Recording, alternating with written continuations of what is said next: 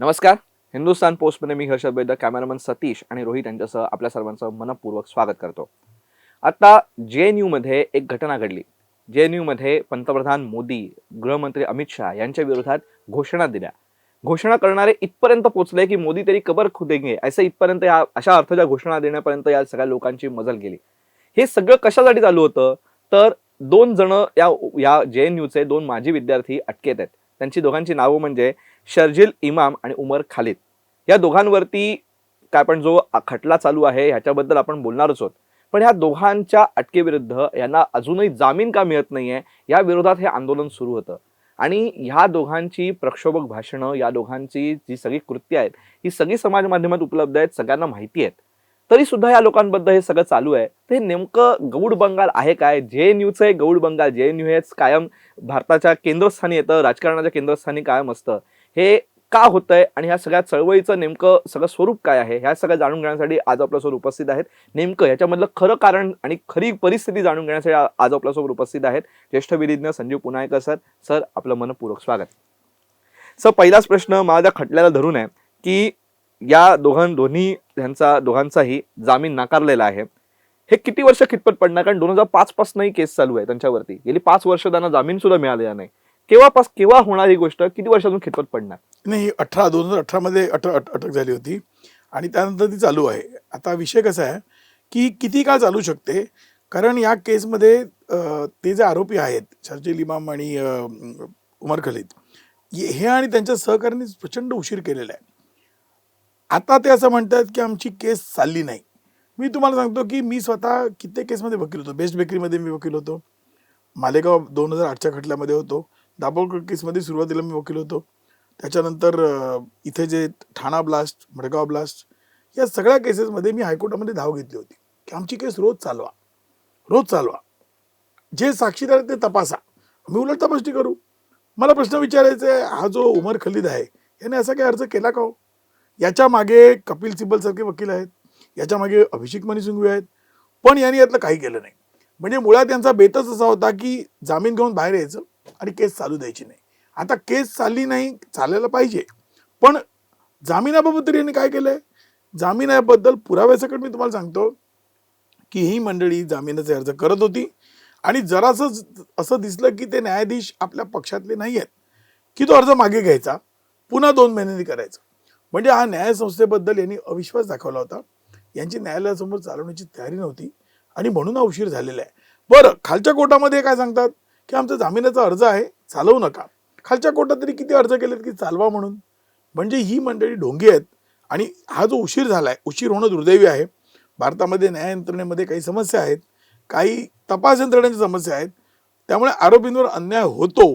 पण या प्रकरणात असं झालेलं नाही, कारण हे आरोपी ढोंगी आहेत. हे मला स्पष्टपणे तुम्हाला सांगायचं. हे मुद्दाम करतायत आणि हे संपूर्ण एक नॅरेटिव्ह क्रिएट करतायत. मी स्वतः तुम्हाला 6-7 उदाहरणं दिली. माझे अर्ज आहेत हायकोर्टामध्ये, नावं मारून पहा आमच्या आरोपींची. तुम्हाला ते याचिका दिसतील, त्यावर झालेल्या ऑर्डर्स दिसतील. अशा दाखवा ना मला यांच्या ऑर्डर्स. यांना कशाला उलट मी तर म्हणतो ही राजकीय केस आहे. मूळ 2017-18 मध्ये आरोप काय होता की मोदी यांच्या हत्याकांडाचा कट रचला गेला. कोरेगाव भीमाशयाचा संबंध आहे, तिकडे ती एल्गार परिषद झाली, त्यातून हा सगळा सुरांग निघालेला आहे. या मंडळींना पकडल्याच्या नंतर यांनी असे सांगितलं की खोटे पुरावे आहेत. मग तर तुम्ही ती केस चालवायला पाहिजे जनतेच्या न्यायालयात. एवढे याला प्रसिद्धी मिळते, रोज पत्रकार जातील, रोज बातम्या येतील, जे खोटे साक्षीदार त्यांना उघड पाडा ना. आम्ही आमच्या केसेसमध्ये तेच केलं. मालेगाव केसेसमध्ये आर्मीच्या अधिकाऱ्यांनी साक्षी दिल्या, त्यांनी पर्दा फाश केला महाराष्ट्राच्या ATSचा. तसं तुम्ही करा की तुम्हाला कुणी अडवलं? जर साक्षीदार खोटे आहेत तर पडतील ना खोटे. तुम्ही भीताय कशाला? एवढे मोठे वकील तुमच्याकडे, तिथे असीम सरोदेजी आहेत पुण्याचे, पुण्यातच आहेत, चालवा ना केस. घाबरताय कोणाला? एक अर्ज त्यांनी केलेला मला दाखवा. हे म्हणतात ते विधानसभेचं होतं ना, त्याच्यामध्ये पण असीम सरोदे होते. ते लवकर ते डिस्क्वालिफिकेशन त्याचं लवकर चालवा, सभापतींनी चालवावं. पण या केसमध्ये का नाही केलं मला अर्ज लवकर रोज चालवा? काहीच नाही. सर, तरी सुद्धा JNU बद्दल या नाव निघाल्यावरती कायम सरकार विरोधी सूर असं त्याला एक समीकरणच जोडलं गेलेलं आहे. असं एक आरोप केला जातोय की हे सगळ्या पत्रकार म्हणजे विद्यार्थ्यांवरती जी कारवाई होतीये हा सरकार विरोधी स्वर चिरडण्यासाठी केली जात आहे. हे सगळा आरोप सातत्याने होतोय आणि समाज माध्यमांवरती हे नरेटिव्ह चालवलं पण जात आहे. ह्यात किती तथ्य आहे तुम्हाला असं वाटतं? बघा, हा जो सरकार विरोध वगैरे आहे ना, एक प्रतिमा केलेली आहे की ही मंडळी विद्यार्थी वंचितांचे आहेत, गरिबांचे आहेत वगैरे. माझे 2-3 प्रश्न आहेत. आज एखादा माणूस जेव्हा डॉक्टर होतो, एखादा विद्यार्थी, तेव्हा त्याला तुम्ही ग्रामीण सेवेमध्ये कंपल्सरी 2 वर्षांसाठी पाठवता. ग्रामीण सेवा करायची, रूरल सर्व्हिस. एखादा बँक अधिकारी ज्याला ते प्रमोशन मिळतं, तेव्हा त्याला ग्रामीण भागात काम करावं लागतं. या JNUच्या विद्यार्थ्यांनी एक ती संस्थानं बनवली होती. तुम्ही बघा, त्या कित्येक विद्यार्थ्यांचं PhD व्हायला 6-6, 7-7 वर्ष ते घेत होते. संपूर्ण काळामध्ये त्यांची शिष्यवृत्ती चालू राहायची. हॉस्टेलमध्ये फुकट राहायचे आणि वर म्हणायचे की देशाचं काम आहे आम्हाला पोषणं. यांनी काय केलं, त्यांनी काही पत्रकारांसाठी पदं घेतली, पत्रकारितेमध्ये काही मंडळी गेली, एकतर्फी त्यांनी नॅरेटिव्ह क्रिएट केलं, काही सामाजिक संस्थांमध्ये ते घुसले, टाटा इन्स्टिट्यूटमध्ये होते काही काळ, JNUमध्ये त्यांनी पदं घेतली आणि संपूर्ण समाजाला त्यांनी एक फेक नॅरेटिव्ह, खोटं नॅरेटिव्ह त्यांनी क्रिएट केलं, निर्माण केलं. समाजाला यांचं कॉन्ट्रीब्युशन काय, असे किती ग्रंथ यांनी लिहिले, असं काय यांनी केलं. तुम्हाला एक उदाहरण देतो. Tata institute of fundamental research social sciences होती, त्यांचे बरेच त्या टीसचे आता टीसवरचं किंवा JNUवरची त्यांची पकड कमी झालेली आहे. कारण जे नवं सरकार आलं 14 नंतर, त्यांनी काही समाजद्रोही मंडळी तिकडे काम चालवत होतं, चुकीची वर्तनं करत होते, कायद्याचा बडगा त्यांना दाखवला. पण विद्यार्थ्यांमध्ये अजूनही ते विष बाकी आहे. काय होतंय की त्यांना एक नोकरीची हमी दिलेली आहे की हे करा तुम्हाला मिळेल. हे सगळी मंडळी व्यक्तिगत स्वार्थासाठी आहेत. बघा, कन्हैया होता, त्यांचा नेता होता, उमर खलिदचा सहकारी होता. त्याला जेव्हा काँग्रेस पक्षाने नोकरी दिली, नोकरीच म्हणतो मी त्याला, त्याचं सगळं पोटपाणी ठीक चाललंय, त्याबरोबर तो आज यांच्या पाठीशी नाहीये. ह्या सगळ्यांना सांगितलं होतं की तुम्हाला तर बडी बडी पदं मिळतील. यांचा आक्षेप त्या गोष्टीला आहे आणि म्हणून मोदी तेरी कबर खुदेंगे. हा काय शांततेचा रस्ता आहे? जे काय पुरावे त्यांच्या विरोधात, उमर खलिदच्या वडिलांवर दहशतवादाचा आरोप झाला होता. मी असं कधीही म्हणणार नाही की बाप तसा मुलगा, ठीक आहे ना, चांगला असू शकतो, पण उमर खलिद काय करायचा किंवा 30मध्ये काय चालायचं की ते समाजाला भ्रमित करणारे विषय मांडतात. मनुवाद, तुम्हाला सांगतो, मनुवादाचा विषय मांडताय. मुंबईला बघा, मुंबईसारख्या शहरामध्ये वंचित कोण आहे? तुम्ही रस्त्याने चालताना बघता की कचरा वेचणारे लोक आहेत. आपल्याच मराठी लोकांमधले डोंबारी, वडारी, मांग या समाजातली माणसं आहेत. 20-22 हजार यांची संख्या आहे, 20 ते 22 हजार संख्या यांची. आणि यांच्यासाठी कुठचा पेपर आलाय का हो यांच्याकडनं मनुवादावर? ह्या मंडळींना महिन्याला 5-4 हजार रुपये मिळून पोट भरायची मारामार यांची असते. पोट भरता येत नाही आणि सगळी स्क्रॅपची कॉन्ट्रॅक्ट उच्चवर्णीय मुसलमानांना मिळतात. म्हणजे सगळ्यात मोठा स्क्रॅपचा सम्राट कोण आहे तर नवाब मलिक, स्क्रॅपचा सम्राट. आणि या स्क्रॅपमध्ये जी मंडळी आहे ती उच्चवर्णीय, कारण मुसलमानांमध्ये जाती आहेत, त्यांना आपण OBC काही जातींना बेनिफिट दिलेत. मुसलमानांमध्ये जे उच्चवर्णीय आहेत, खान, पठाण वगैरे वगैरे, नवाब मलिक, या सगळ्या लोकांना 50 कोटी, 60 कोटी, 200 कोटी, 800 कोटी ही सगळी Mumbai port trust, Mazagaon dock, इथं रेल्वे, महापालिका, स्क्रॅपची कॉन्ट्रॅक्ट यांच्याकडे कशी जात होतो? यावर कुठचा पेपर आलेला नाहीये. यावर पेपर म्हणजे पेपर्स कुठचे येतात त्यांचे अभ्यासाचे? फक्त मनुवाद, ब्राह्मण्यवाद, अमुकवाद. हे एका प्रकारे या व्यवस्थेचे नवे ब्राह्मण आहेत. यांना नोकऱ्या ॲश्युअर केल्या होत्या. यांनी कुणी रूरल एरियामध्ये किंवा ग्रामीण भागामध्ये काम नाही केलं. झोळ्या घ्यायच्या, संध्याकाळी स्कॉच विस्की घ्यायची. हा या सगळ्या अर्बन नक्षल्यांचा पायंडा आहे. त्यामुळे त्यावर कुठेतरी शेपटावर पाय पडलेला आहे. उमर खलिदने बाहेरून काय केलं असतं? तोडबाजी केली असती. आता उमर खलिदसाठी बघा, न्यूयॉर्कचा मेयर बोलतोय. न्यूयॉर्कच्या मेयरचा काय संबंध हो? तू स्वतः निर्वासित होतास, तिकडे गेलास, मग इतरांचे प्रश्न तू कधी मांडलेस का? जेलमध्ये आता मी तुम्हाला गंमत सांगतो. याने एक माणूस जाहीर केला होता, विक्रम भावे नावाचा हिंदू अतिरेकी. त्यांनी काय केलं? त्याच्याबरोबर एक पोरगा होता, कातकरी, गरीब होता. 16 वर्षाच्या मुलाला त्यांनी पोलिसांनी अटक करून जन्मठेप द्यायला लावली. त्याचं वय 22 दाखवलं. विक्रमला भेटला. विक्रमने माहितीच्या अधिकारात त्याचं शाळेचं सर्टिफिकेट काढलं, अर्ज केला. 3 वर्षानंतर त्या मुलाची निर्दोष मुक्तता झाली. नाही तर अजून 11 वर्ष तो आत राहिला असता. हे विक्रमचं कार्य आहे. म्हणजे हे कार्य कोणी करायचं तर विक्रम भावेने करायचं. आणि न्यूयॉर्कचा मेयर कोणाबद्दल बोलतो तर काश्मीरमध्ये ज्याच्यावर एकावर दहशतवादाचे आरोप होते अशाच्या मुलाबद्दल. लिंक स्पष्ट आहे. तोही मुस्लिम आहे म्हणून मी म्हणत नाही. तो न्यूयॉर्कचा तो ममदानी जो कोणी आहे तो मुस्लिम आहे यावर माझा आक्षेप नाही. पण तो त्याच्या चष्म्यातनं ते बघतोय. त्याच्या लेखी भारतातला एकमेव प्रश्न आणि हे काय घडतं, हे प्रश्न त्याच्याकडे नेतं कोण? हा जो कातकरी मुलगा आहे, आज जेलमध्ये फिरायचे हजारो मुलं पडलेली आहेत. कोण लढणार त्यांच्यासाठी? आमच्याकडे एक वकील आहेत, प्रकाश सालसिंगीकर. त्यांनी एक संघटना चाललेली, म्हणजे दर्द से हमदर्द तक त्यांची संघटना आहे. त्यांनी असे कित्येक केसेस घेतल्यात. मग अशी यांच्या वकिलांची आहे का संघटना? की अशा गरिबांना करणारी प्रकाश सालसिंगीकर एक सामाजिक कार्यकर्ते पण होते, अभावीचे कार्यकर्ते, त्यांनी चालवलं. मग यांची का नाही चालत? ही मंडळी काय करतायत?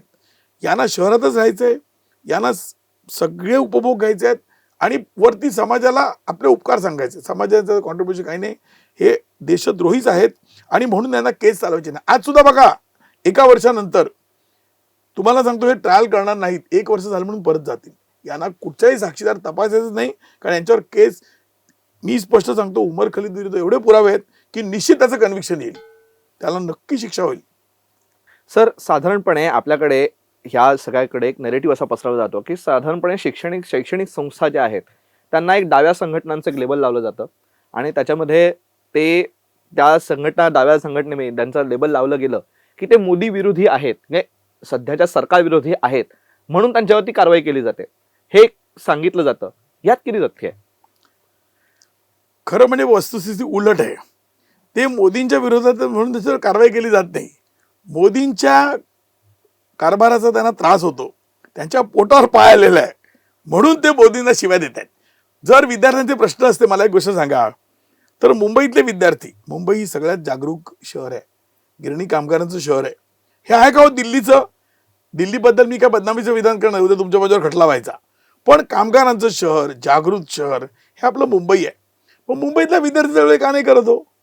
म्हणजे हे सगळं प्लॅन केलेलं आहे. JNU मध्ये सगळे विद्वान जातात आणि मग त्यांचे प्रश्न काय असतात? हिंदू मुस्लिम प्रश्न, बाबरीचा प्रश्न, मधुवादाचा प्रश्न, हे कुठचे कुठचे काल्पनिक प्रश्न आणतात.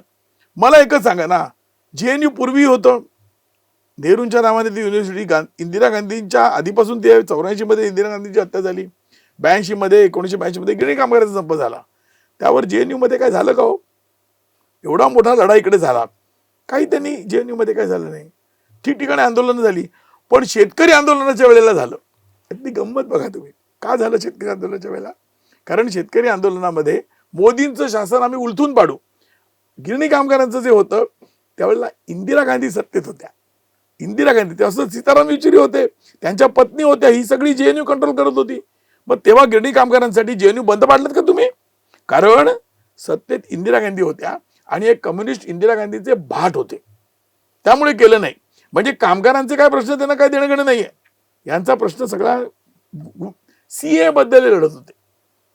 CA, citizenship amendment act, JNU ने एवढा मोठा तमाशा केला. मला सांगा, या देशामध्ये जे निर्वासित येतात रोहिंगे गुन्हेगार आहेत. जे इतर देशातले आपल्याकडे हिंदू येतात पाकिस्तानातले, पाक ऑक्युपाईड काश्मीरमध्ये, काश्मीरात जी मंडळी आली ती सगळी मंडळी दलित वर्गातली होती, गरीब होती ती. आज सुद्धा पाकिस्तानामध्ये हिंदू उरले आहेत, त्यांनी ते मेहतर समाजाचे वगैरे मंडळी, त्यांच्यावर अत्याचार होत आहेत.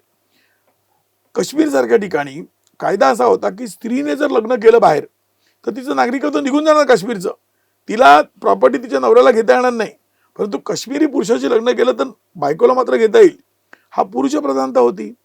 काश्मीरच्या खोऱ्यामध्ये 370 कलमामुळे दलितांना कुठचंही रिझर्वेशन नव्हतं अनुसूचित जातींना त्या राज्यात. तिथे आलेले निर्वासित होते पाक ऑक्युपाईड काश्मीरमध्ये, जे वेस्टर्न पाकमधनं पश्चिम पाकिस्तानातून जे निर्वासित आले, पंजाबी भाषिक हिंदू, त्यांना नागरिकत्व दिलं नव्हतं. ते बिचारे सेकंड क्लास सिटिझन होते. JNU ने हे मुद्दे कधी उपस्थित केले नाहीत. भारतामध्ये जिनोसाइड झाली, यांचं म्हणणं आहे जिनोसाइड कधी झाली तर गोधराच्या वेळेला झाली. गोधरामध्ये जितके मारले गेले त्याच्या कित्येक पट अधिक काश्मीरी हिंदू, काश्मीरी पंडित मारले गेले. यावर JNU मध्ये काही होत नाही. म्हणजे JNUचं सगळं एककल्ली आहे. आणि याचं दुसरं कारण आहे, असं केलं की आंतरराष्ट्रीय फेलोशिप मिळतात, न्यूयॉर्ककडनं मिळतात, परदेशात. तुम्ही बघा, आपल्याकडे पत्रकार पण आहेत ना, सगळ्यांनी ज्या फेलोशिप्स घेतल्यात ते कुठच्या घेतल्यात ते बघा, तुम्हाला रहस्य उलगडेल. मी नाव घेणार नाही, पण आपल्याकडचे काही पत्रकार जे विचारवंत वगैरे आहेत आणि जे JNUची तळी उचलत असलात या उमर खलीदची, त्या प्रत्येकाने परदेशात 2-3 वर्षाच्या शिष्यवृत्त्या घेऊन आलेले आहेत आणि हे संपूर्ण JNU मधनं फायनान्स होतं. हे एक रॅकेट ऍक्च्युली, हे रॅकेट आहे. म्हणजे मी तुम्हाला शिष्यवृत्त्या देतो, तुम्ही शोध प्रबंध लिहा आणि लोकांना भ्रमित करून हेच विषय सांगत राहायचे, मनुवाद, सिटिझनशिप अमेंडमेंट ऍक्ट, अमुक तमुक. खऱ्या मुद्द्यांकडे लोकांना यायचं नाही आणि काँग्रेस सारख्या पक्षांची भाटगिरी करत राहायची, हे त्यांचं तत्व आहे. पण एवढं सगळं जर असेल तरी सुद्धा मग ही चळवळ काय, ह्या सगळ्या गोष्टी जिवंत कशा काय राहतात? यांना काय, म्हणजे आता समजा हे खरंच उघडपणे होत असेल, हे सगळं सरकारी यंत्रणा माहिती असेल, पण त्यांच्यावरती कारवाई का नाही होत? आपण फार सॉफ्ट जातो ऍक्च्युली. कुठेतरी ना मी भाजपला पण याबाबत एक सल्ला देईन, दोष देणार नाही पण सल्ला देईन, की तुम्ही बोल्ड व्हा आणि हे थांबवून टाका. कारण बघा, जे सर्वोत्कृष्ट कलाकृती ज्या झाल्या, ज्या काळात कॉपीराईट ऍक्टच नव्हता, त्या काळातल्या कलाकृती सगळ्यात उत्कृष्ट आहेत. शेक्सपियरची घ्या किंवा भारतामध्ये कालिदासाने जे लिहिलं गेलं, रामायण आहे, महाभारत आहे, सुंदर सुंदर ग्रंथ झाले, तर कॉपीराईटचा कायदाच नव्हता, लेखकाला काहीच मिळत नव्हतं. त्या काळात त्याच्या कलाकृती आहेत, तशा कलाकृती आज होतात का कॉपीराईट झाल्यानंतर? तसं JNU सारख्या संस्था का निर्माण केल्या, की संशोधन व्हावं वगैरे. झालं का संशोधन? खरं म्हणजे अशा संस्था बंद करण्याची गरज आहे. काय होतं की सरकार ह्या यंत्रणा तुम्ही जिवंत ठेवल्यात, त्या एक प्रकारचे एम्प्लॉयमेंट एक्सचेंज बनले, रॅकेट बनले आणि त्या रॅकेटचा संबंध आंतरराष्ट्रीय फंडिंगशी आहे. बरं, इथून काय होतं, सगळ्या NGO मध्ये यांची मंडळी आहेत, परदेशातून पैसे येतात. मग परत त्यांची बोंब काय आहे की FCRA कायद्यानुसार आमच्या कारवाई होते. थोडक्यात यांना सरकारने पोसायचं, यांना परदेशातून फंड घेऊ द्यायचा, आमचा मीडिया यांना कंट्रोल करू द्यायचा, आमच्या न्याय यंत्रणेत यांची लॉयर बसणार आणि त्याच्यानंतर आम्हालाच एक कथा सांगणार. आणि हे थेट संधान यांचं त्या न्यूयॉर्कच्या मेयरशी, त्यांचं थेट संधान असणार आहे ते परदेशातल्या भांडवलदारांची, परदेशातल्या श्रीमंत लोकांची. आता वॉशिंग्टन पोस्ट इकडे चालवते, BBC. मला एक सांगा, BBCने कधीतरी हिंदूंची बाजू मांडली आहे का? हिंदूंना बाजूच नाही आहे. आताच बघा ना, साध्वी प्रज्ञा सिंग ठाकूर इतका काळ जेलमध्ये राहिल्या, त्याबद्दल BBCने काय एखादा प्रोग्राम केला का हो? हा जो पोरगा त्या विक्रम भावेने सोडवला, आमच्या त्या मुलाला, कातकरी पोराची सुटका केली, त्याला काहीतरी शांततेचं नोबेल देणार का तुम्ही? तुमच्याच लोकांना. आणि आता बघा कसं उघड केलं बांगलादेश, तिथला जो राष्ट्रप्रमुख आहे त्याला शांततेचं नोबेल दिलं होतं. कशा निमित्त मिळालं हो? हा यांचा लाडका होता JNU वाल्यांचा. आता बोला ना, आज तो एक दहशतवादी आहे, बांगलादेशचा प्रमुख, त्याच्याबद्दल आपण काहीच बोलत नाही आहोत. आणि न्यूयॉर्कचा मेयर आहे, तो सुद्धा एक अतिरेकीच आहे. तो फक्त एक बुरखा, तो जिहादी आहे खरं म्हणजे. तो फक्त एक बुरखा बांधून बसलेला आहे आणि एक दिवस त्याचा बुरखा जो आहे तो उचलला जाणारच आहे. सर, नेहमीप्रमाणे तुम्ही पुन्हा एकदा अतिशय महत्त्वाच्या, जे सगळे आपल्या दृष्टीआड सृष्टी जी आपण जी म्हणतो, ती सृष्टी आम्हाला तुम्ही उलगडून सांगता आणि ती आज तुम्ही परत एकदा आम्हाला सांगितलेत. आणि एका महत्त्वाच्या विषयावरती आपण चर्चा केली, जो खरंच राष्ट्रापर्यंत हा विचार पोहोचणं गरजेचं आहे. ह्या विषयी चर्चा करण्यासाठी तुम्ही आम्हाला वेळ दिलात आणि इतकी सांगोपांग चर्चा केली, इतकी महत्त्वपूर्ण आणि इतकी सविस्तर चर्चा केली, ह्याच्याबद्दल हिंदुस्तान पोस्ट तर्फे मनःपूर्वक आभार. धन्यवाद. तर हे होते संजीव पुनाळेकर सर. त्यांनी आज आपल्याला JNU आणि जे तथाकथित सगळे लोकशाहीवादी आणि स्वतःला जे लोकशाहीचे खंदे पुरस्कर्ते समजतात, या सगळ्यांचं जे खोटं सगळ्या बुरखा जो आहे हा फाडणारा हा इंटरव्ह्यू होता. आणि याच्या मुलाखतीमध्ये त्यांनी सगळ्या प्रश्नांमधनं त्यांची खरा चेहरा त्यांनी आपल्या समोर आणला. ही मुलाखत तुम्हाला कशी वाटली हे कमेंट बॉक्समध्ये नक्की सांगा. याच्याबद्दलच्या आपल्या काय प्रतिक्रिया आहेत हे सुद्धा आम्हाला कमेंट बॉक्समध्ये नक्की सांगा. आणि असेच माहितीपूर्ण व्हिडिओज बघण्यासाठी हिंदुस्तान पोस्ट यूट्यूब चॅनलला सबस्क्राईब करा आणि फेसबुक पेजला लाईक फॉलो करायला विसरू नका. धन्यवाद.